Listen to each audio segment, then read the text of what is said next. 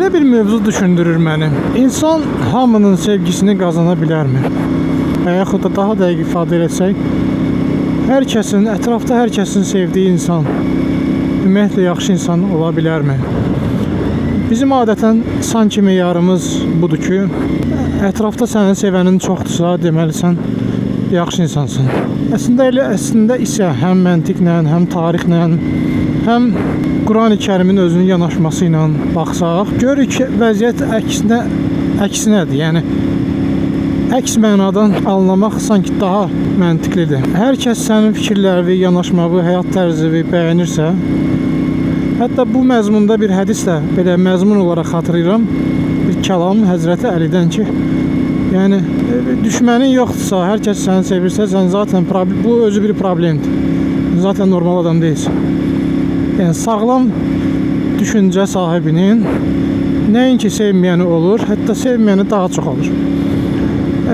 Bir çox hallarda bunu meyar kimi götürürəm əslində. Düzdür, təbii ki, sənin ətrafında sənin izləyicilərin, sevənlərin varsa, bunu hiss eləməyə bilərsən ki, səni sevənlər yox, sevməyənlər də var.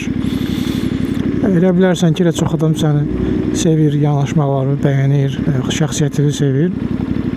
Amma biraz geniş miqyasda düşünsən ki, mənim bu mövqeyimi, məsələn, hakim qüvvələrdən əslində çox adam bəyənməz, sevməz. Yəni mən Nijirlanlı Çilavekdə demiş, yəni arzulanan bir şəxs deyiləm. Hakim qüvvələr tərəfindən.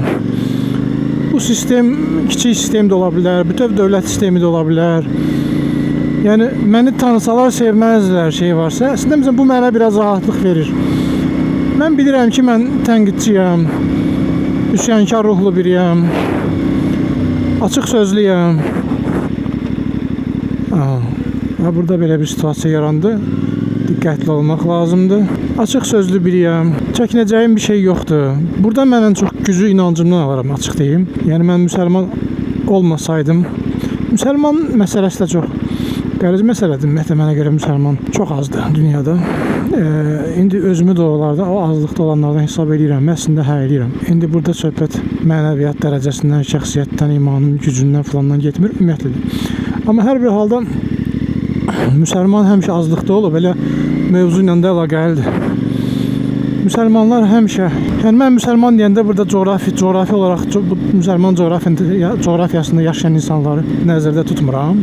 Müxtəlif, belə deyək, problemli məqamlardan, fikirlərdən, yanaşmalardan, məzhəblərdən, bir çox şeylərdən arınandan sonra mənə görə sağlam müsəlman olmaq olur. Nəysə, çox da dini mövzulara getmək istəmirəm, amma ümumiyyətlə istər-istəməz bu dinlə bağlanmalı olur. Yəni bir sağlam düşüncəli bir şəxsin sevəni daha çox olur, sevməyəni. Ümumi məntiqlə əslində sevməyəni olur. Çünki həmin o ümumi məntiqlə biz başa düşürük ki, dünyada haqq azlıq tərəfində olur. Dünyada sağlam düşünən, daim islahat, öz üzərində islahat aparan, ümumiyyətlə islahatçı ruhlu insanlar həm öz üzərində, həm ictimai mənada daha az olub həmişə. İnsanlar əksəriyyəti qalaza bürün, elinlə sürün düşüncəsi ilə yaşayır.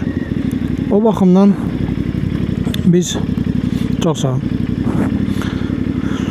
O baxımdan da düşünəndə başa düşürük ki, əslində heç də biz yəni ətrafımızda bizə qarşı müqavimət yoxdursa, hər kəs bizi bəyənirsə, buna çox da sevinməyə dəyməz. Burada nəsə problem var deməkdir. Yəni sağlam insanın, sağlam düşüncəli bir insanın mütləq müqaviməti, mübarizəsi, davası, mövcud stereotiplərlə, məsələlərlə davası olmalıdır. Yəni bu qaçılmazdır. Əgər sənin davan yoxdursa, müqavimətin, konflikti yaratmırsansa, hardasa, nədəsə, bu artıq problemdir. Bundan narahat olmaq lazım. Stabil belə başımı salım aşağı, həyatımı yaşayım kimi görüm. Yenə də bunu mən ideoloji məqamlarla əsaslandırıram. Söhbət müsəlmanlıqdan gedirsə, dindən gedirsə, xüsusilə müsəlman dava adamı olmalıdır. Missiyası olmalıdır. Çəkinməməlidir. Və hər kəsdə həqiqətən hər kəs Allahın sağlam həyat anlayışını, sistemini, nizamını sevməz. Hətta çox adam sevməz. Bu məqamı danışmaq istədim bugün. Hava da qəşəngdir, əsl nota havasıdır. Düşürük Azadlıq prospekti ilə üzü aşağı.